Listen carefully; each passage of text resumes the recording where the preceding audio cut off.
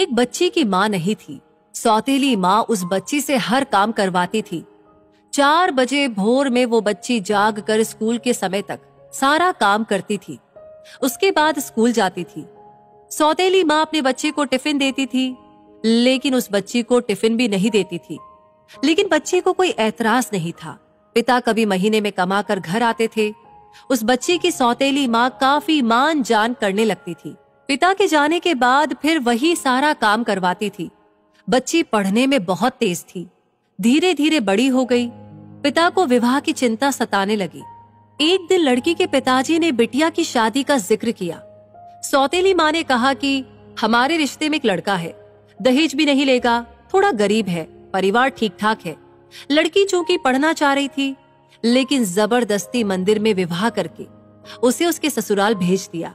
लड़की जब ससुराल गई तो उसने अपनी बदनसीब किस्मत सोचकर कुछ नहीं बोला। लेकिन लड़के ने कहा कि आप बुरा न मानो तो एक बात कहूं। वो बोली कि आपके साथ जीवन भर रहना है, आप जो भी कहेंगे मैं मानूंगी। लड़का बोला कि जहां से पढ़ाई छोड़ी है वहीं से आप शुरू कर दीजिए। हम गरीब जरूर हैं, लेकिन गवार नहीं है। लड़की अपने पति का पैर पकड़कर फपक कर रो पड़ी। लड़का दिन रात मेहनत करने लगा। लड़की दिन रात पढ़ाई में मन लगा रही थी। लड़की एक बड़े शहर में रहकर आईएएस की तैयारी करने लगी। लड़का कमा कमा कर पैसा देने चला आता था। लड़कियों के हॉस्टल के बाहर मिलकर पैसा दे देता था और फिर दोबारा घर वापस चला आता था। लड़की आईएएस में सेलेक्ट हो गई। वो आईएएस की ट्रेनिंग पर चली गई और किसी दूसरे प्रदेश में डीएम बन गई। संयोग से लड़का पता लगाकर जब वहां पहुंचा तो लड़की की सारी व्यवस्था देखकर लड़का खुद शर्मिंदगी खाने लगा और उसने मन बना लिया कि हम खुद इनकी जिंदगी से दूर हो जाएंगे। लड़के की माँ की तबीयत खराब थी। लड़का हफ्ते भर से मिलने के लिए प्रयास कर रहा था, लेकिन वो मिल नहीं पाया। ठंड का मौसम था। डीएम साहिबा का कंबल वितरण का होर्डिंग लगा था। उसने भी सवेरे से लाइन लगा रखी थी, जिसमें 5 गरीब चुने गए। उसमें वो लड़का भी था। डीएम साहिबा गाड़ी से उतरी और एक एक करके कंबल देना शुरू किया। जब 5वें आदमी को कंबल देने की बारी आई तो वो लड़का अपना मुंह तौलिए से बांधे खड़ा हो गया।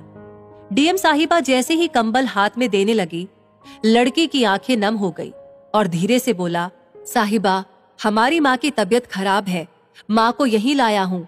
आप सरकारी अस्पताल में फोन कर दीजिए जिससे मेरी माँ का सही इलाज हो सके।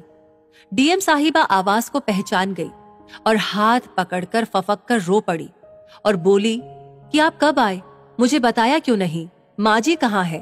उसने इशारा किया। इतने में वो खुद चली गई। अपनी गाड़ी में सबको बिठाया, अपने आवास ले गई। सबके लिए ठंड के कपड़े खरीद कर लाई। लड़का बोला कि आप बहुत बड़ी अधिकारी हो गई हैं। तो वो बोली कि तो क्या हुआ, आप हमारे पति थे और हैं। आप लोगों को हम कैसे भूल जाएंगे? आपने मेरे लिए दिन रात मेहनत की। आपकी देन है कि मैं यहाँ पर खड़ी हूँ। ये सुनकर लड़के की आंखें नम हो गई। इतने में डीएम साहिबा भी अपनी आंखों के आंसू रोक न पाई और अपने पति के गले सिमटकर रो पड़ी और अपने परिवार के साथ रहने लगी। कहानी का तात्पर्य है कि बहू को भी पढ़ाकर डॉक्टर, इंजीनियर, एसडीएम, डीएम आदि बना सकते हैं। आप लोग अपनी राय अवश्य दें कमेंट सेक्शन में लिखकर। इस कहानी को आपने लाइक कर दिया है तो शेयर करना बिल्कुल भी ना भूलें और हमेशा ऐसी प्रेरणादायी कहानियां आपको समय समय पर मिलती रहे तो हमारे पेज को फॉलो कीजिए। मिलूंगी जल्दी ही और नई कहानियों के साथ। तब तक के लिए आपसे कहूंगी धन्यवाद।